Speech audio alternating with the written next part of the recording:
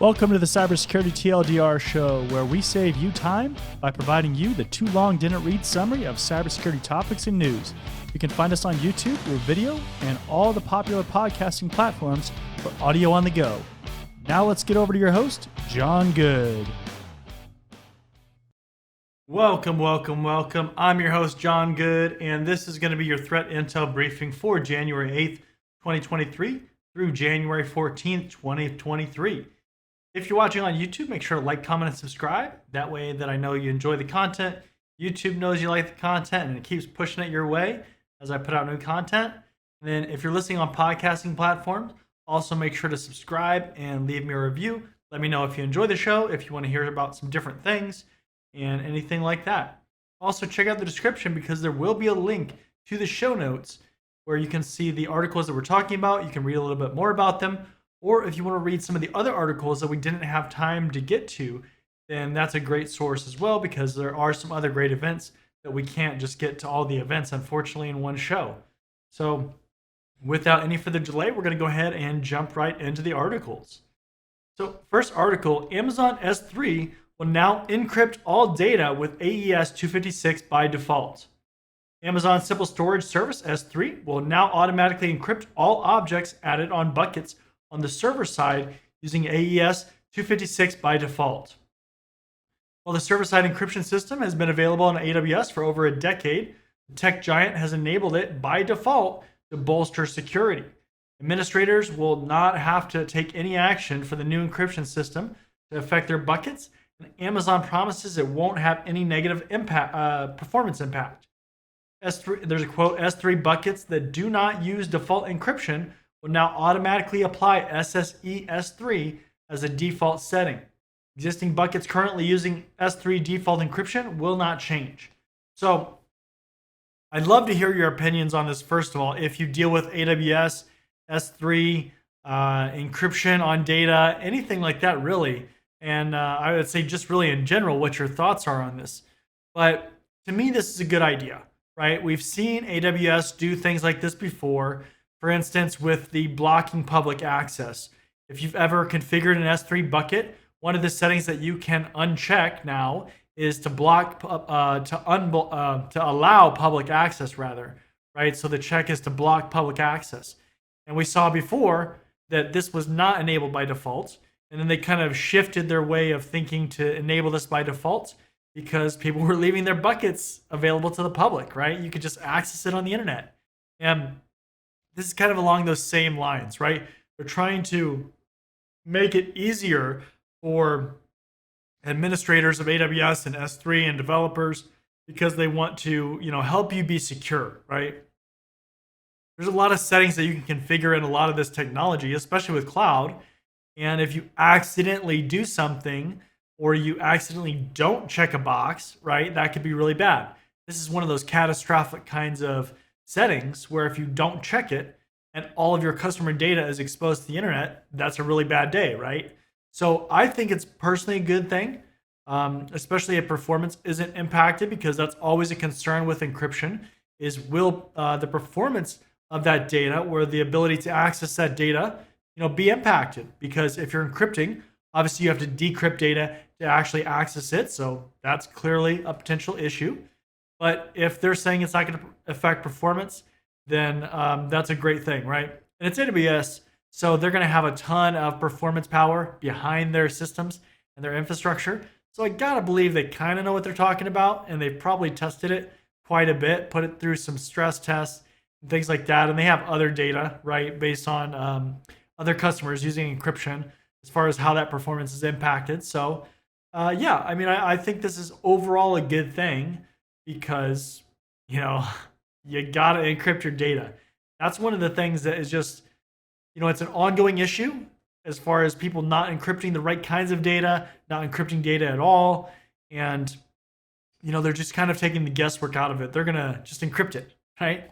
So I think that is an overall positive thing for cloud infrastructures. So, but again, let me know what you think. I'd love to hear your opinions on it. And whether you agree with that or disagree with that, or maybe there's some other settings that you'd like to see set by default, and maybe AWS will come watch the show and they will adopt that. So, next article: millions of vehicles at risk. API vulnerabilities uncovered in 16 major car brands. Multiple bugs affecting millions of vehicles from 16 different manufacturers could be abused to unlock, start, and track cars, plus impact the privacy of car owners. The security vulnerabilities were found in the automotive APIs powering Acura, BMW, Ferrari, Ford, Genesis, Honda, Hyundai, Infiniti, Jaguar, Kia, Land Rover, Mercedes-Benz, Nissan, Porsche, Rolls-Royce, Toyota, as well as software from Reviver, SiriusXM, and Spiron. The flaws run a wide gamut, ranging from those that give access to internal company systems and user information to weaknesses that would allow an attacker to remotely send commands to achieve remote code execution. Most serious of the issues, which concern Spiron telematics solution, could have been exploited to gain full administrative access, enabling an adversary to issue arbitrary commands to about 15.5 million vehicles, as well as update device firmware. So, if you haven't been following or tracking the car manufacturer space and the smart capabilities or the connected capabilities, we've seen a lot of issues and vulnerabilities in that space, right? Even at events like DEF CON and those larger events, they have cars that you can go and hack, right? Like there are events or booths where you can go in there and hack the cars, right? So it's not a new idea that these car vulnerabilities exist, right? But it's really interesting just the magnitude, right? Like how many manufacturers are just like, meh, we're just gonna, we'll just let them be vulnerable, right? We see that a lot, right? Of course, with cars, there's kind of that cost security benefit, right? Or cost, really cost and security benefit, right? They want to put a ton of security into cars and make it super expensive, or do they want to keep it relatively inexpensive and not do that, right? Like a Honda Civic, right? Do we want to put in biometric controls and all the whatever, all this other stuff, right? Or do we want to keep it relatively low cost, right? So there is that aspect of things, but we continue to see car manufacturers almost seem like they just really, aren't putting a lot of effort into their security. And, this is kind of along those lines, right? So very interesting, especially when you start getting into the aspects of you being able to unlock, start, track cars, do actual commands, right? It's one thing if I can just change the radio station, right?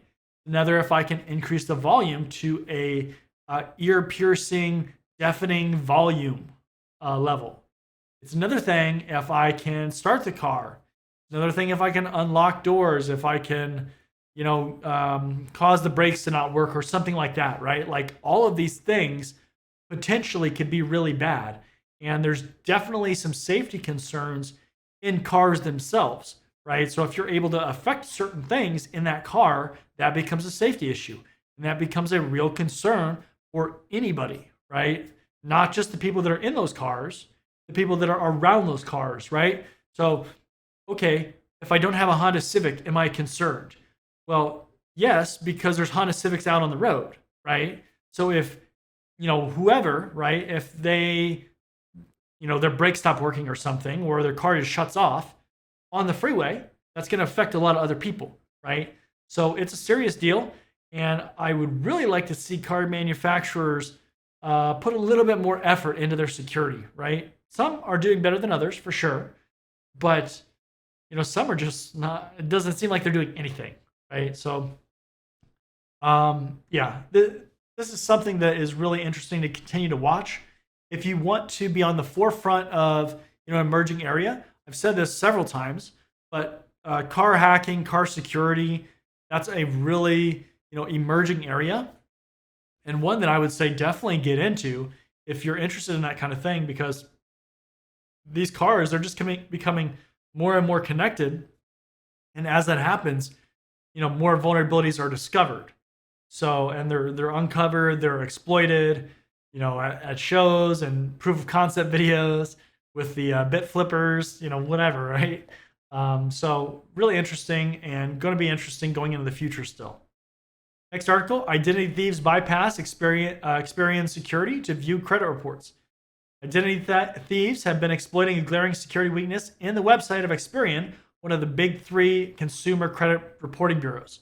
Normally, Experian requires that those seeking a copy of their credit report successfully answer several multiple choice questions about their financial history. But until the end of 2022, Experian's website allowed anybody to bypass these questions and go straight to the consumer report. Now, all that was needed was the person's name, address, birthday, and social security number.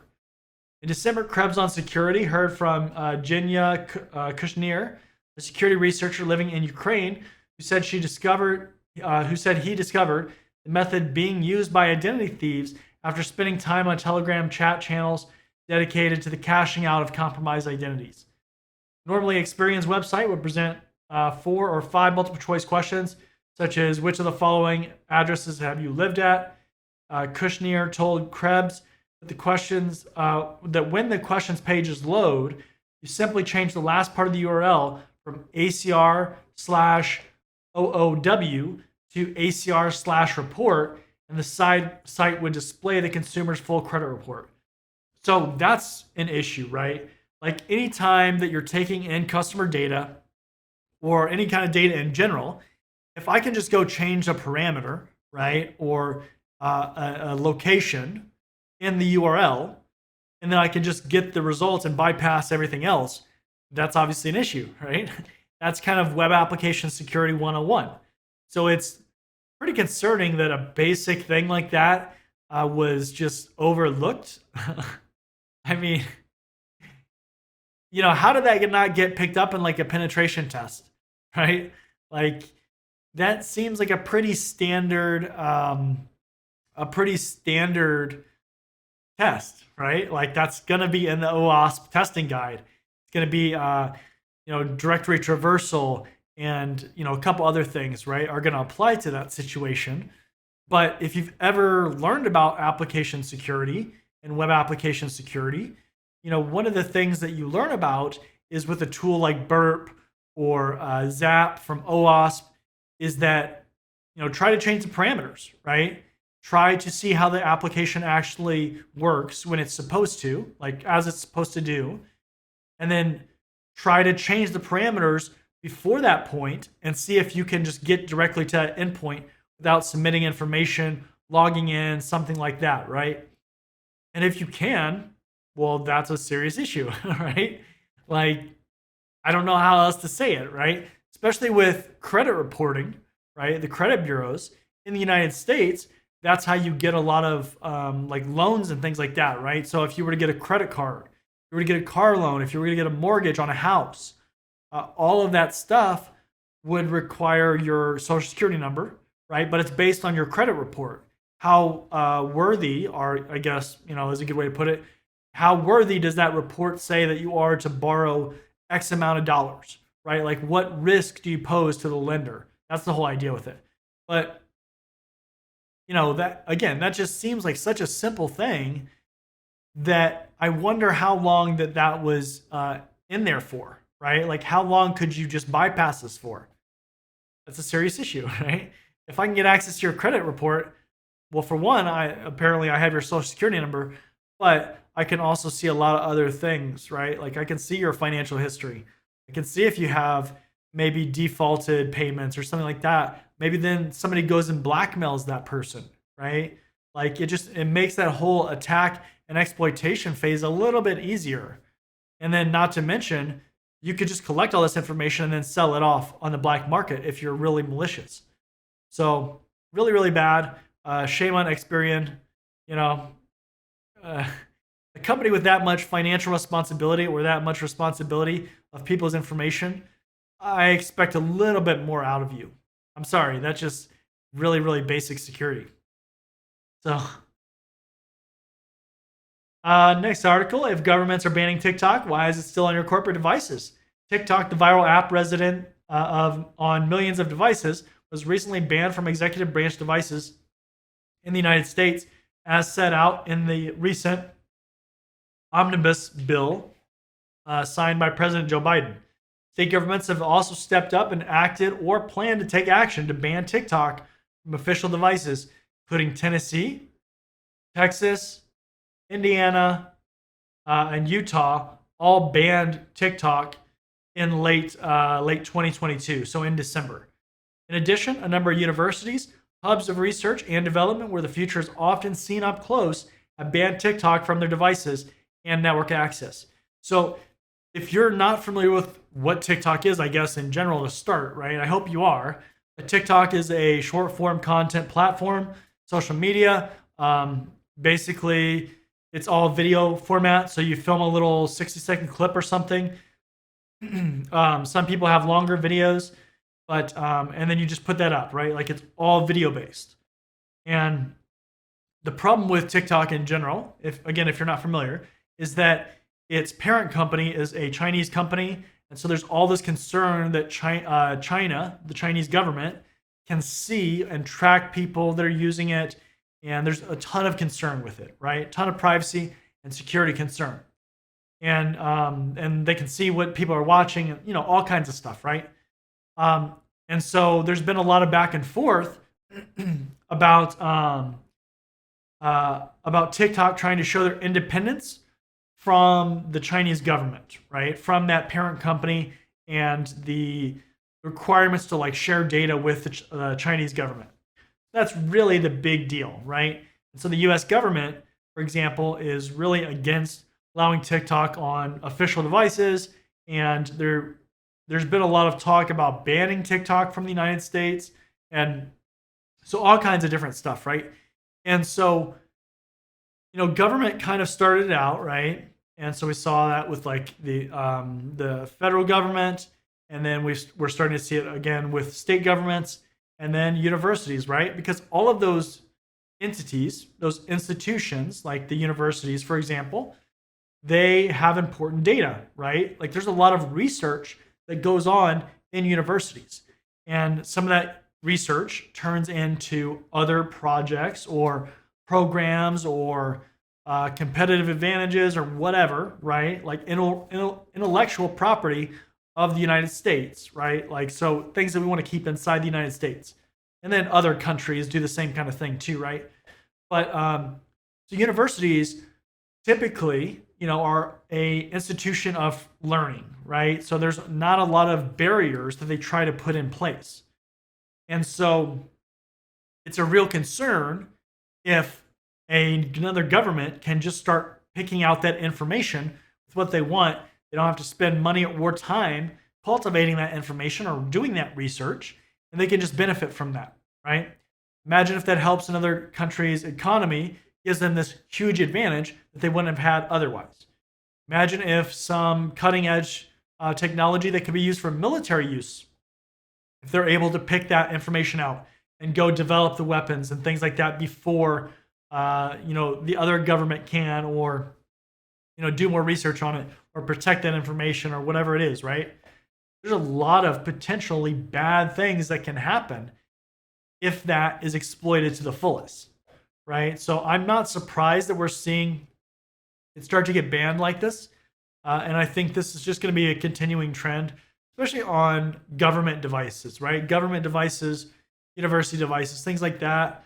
I mean, personal devices are kind of another, that's like another step, right? Like that, it would have to be a much more widespread concern, and there would be more steps that would have to be taken to get it banned out of the United States or another country.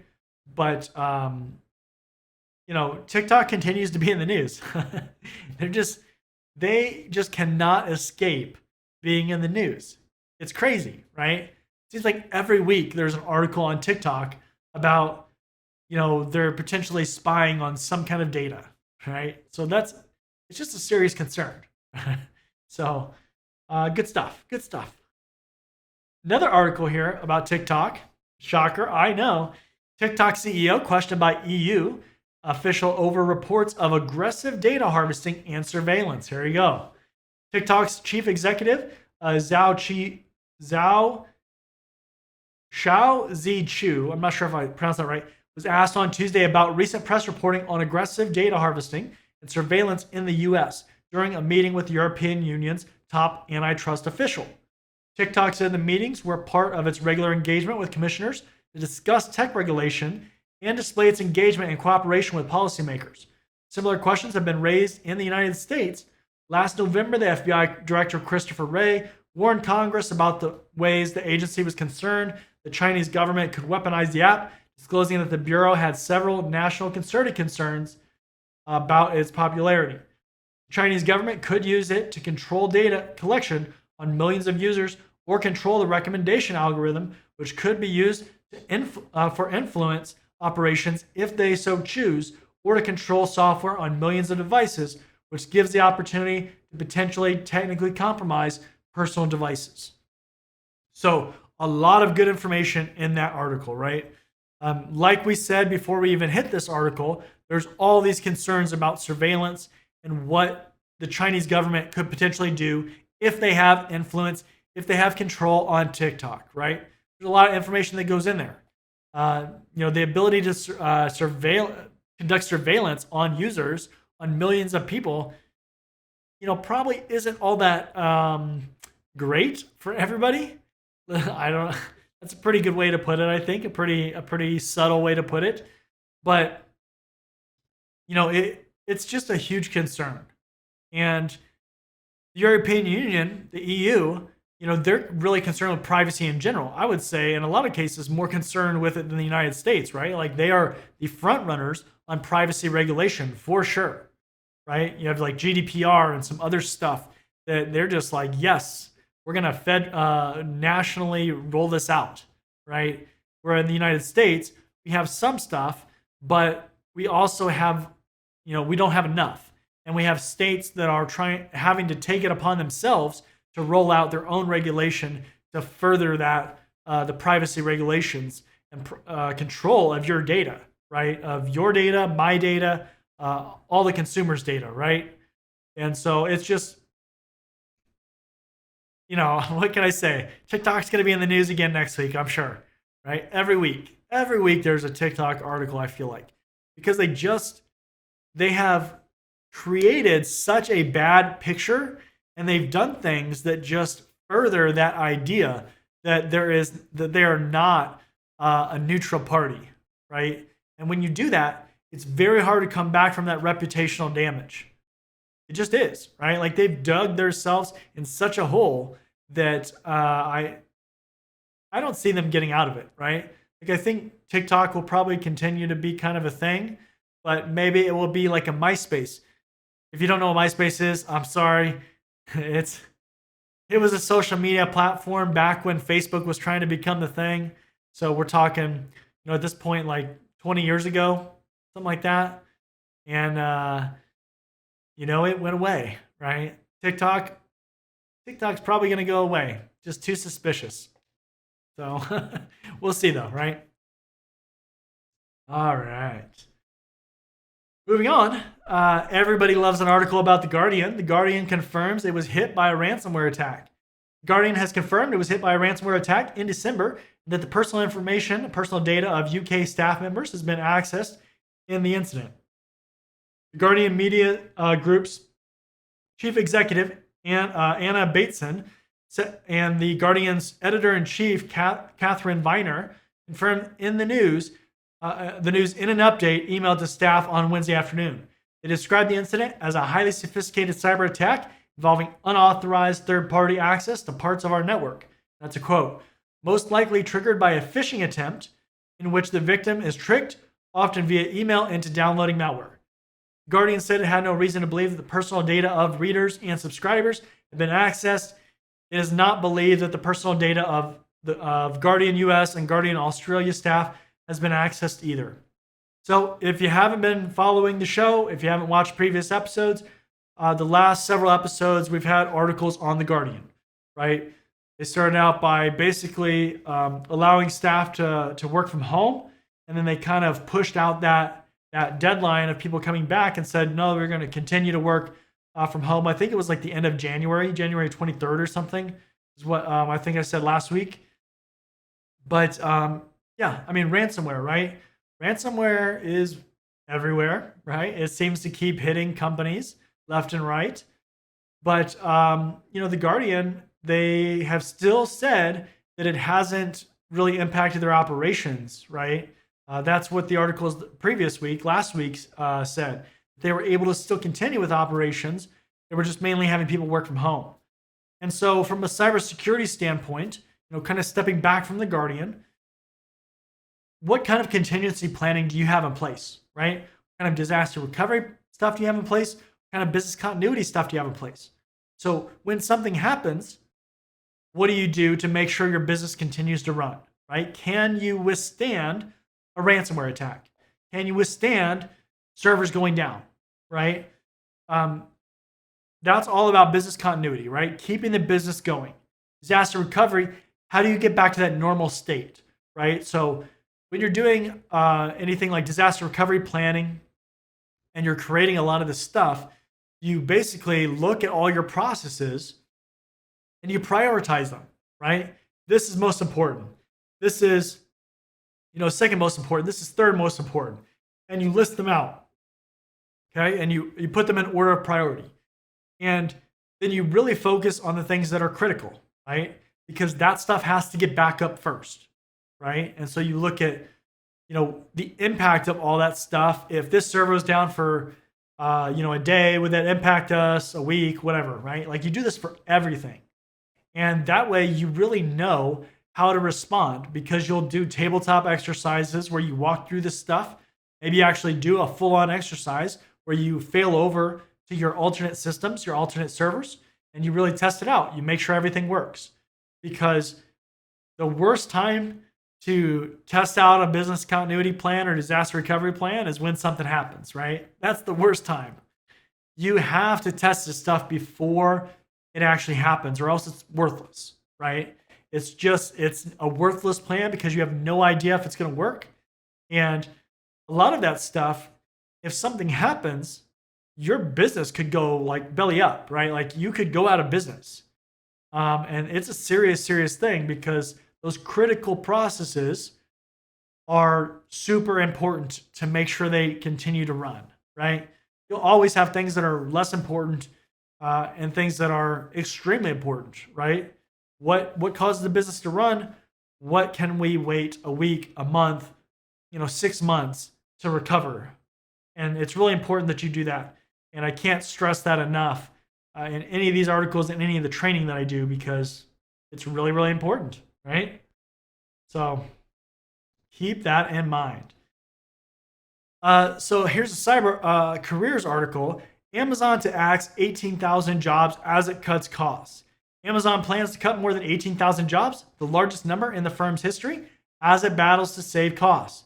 Online giant, which employs 1.5 million people globally, did not say which countries the job cuts would hit, but said that they would include Europe.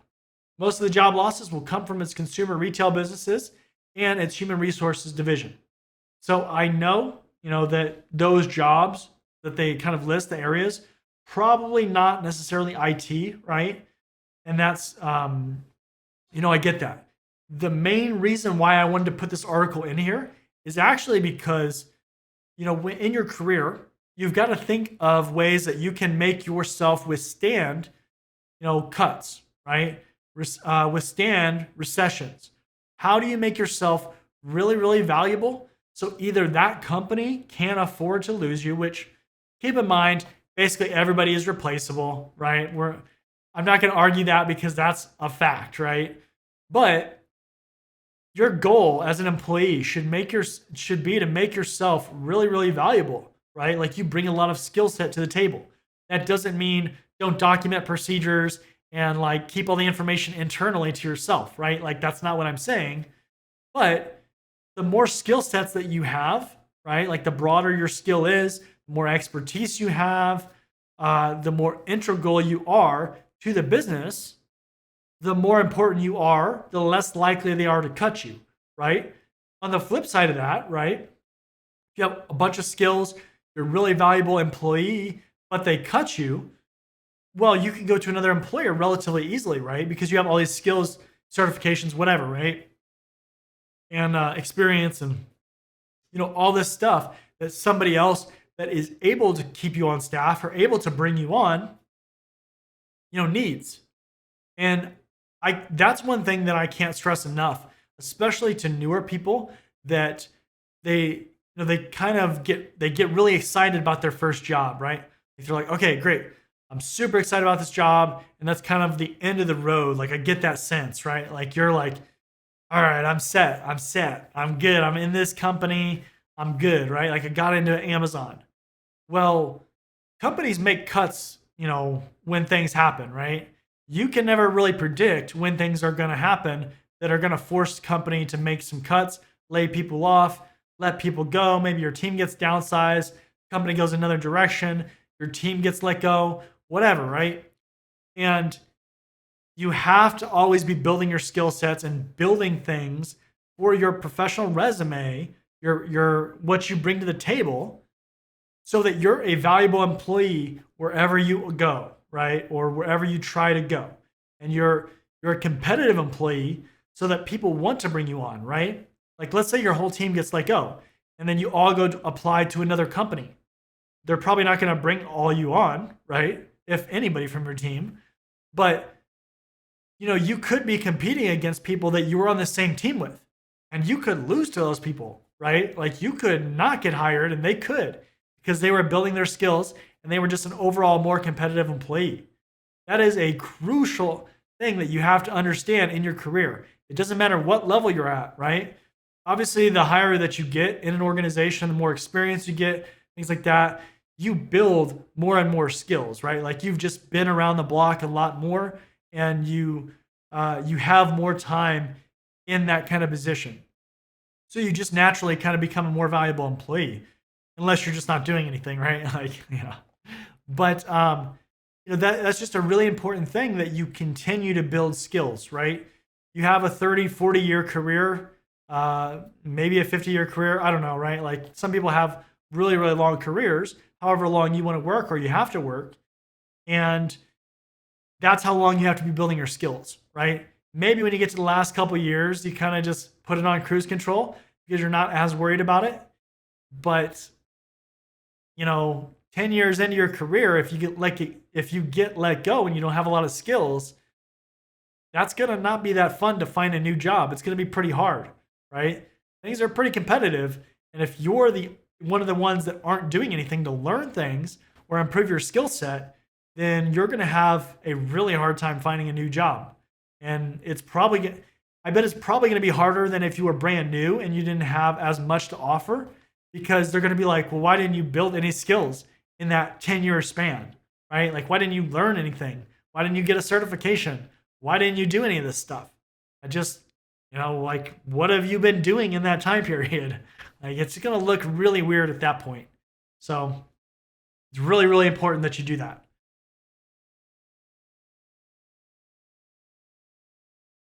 Let's see here.